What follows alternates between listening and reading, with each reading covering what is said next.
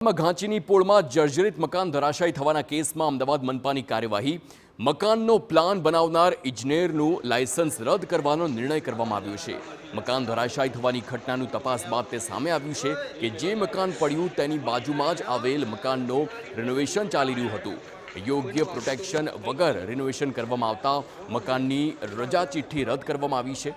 મકાન ધરાશાયી થયું તેની બાજુમાં મોટા ખાડા ખોદી રિનોવેશનની કામગીરી હાથ ધરાઈ હતી, પણ કોઈ પ્રોટેક્શન કરવામાં આવતું ન હોય અને જેથી જર્જરિત મકાન પડતા બે લોકો દટાયા હતા। તો જે પ્રમાણે આ નિર્ણય લેવામાં આવ્યો છે, ઇજનેર વિરુદ્ધ કાર્યવાહી કરવાની આખી આ ઘટના છે।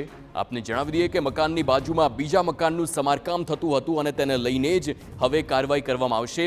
યોગ્ય સુરક્ષા વગર સમારકામ થતું હોવાનું સામે આવ્યું છે અને ખૂબ જ આ અગત્યની વાત, મનપાએ મકાનની રજા ચિઠ્ઠી રદ કરવાનો નિર્ણય લીધો છે। આ સાથે જ આપને જણાવી દઈએ, પ્લાન બનાવનાર ઇજનેરનું લાયસન્સ પણ રદ કરવાનો નિર્ણય છે।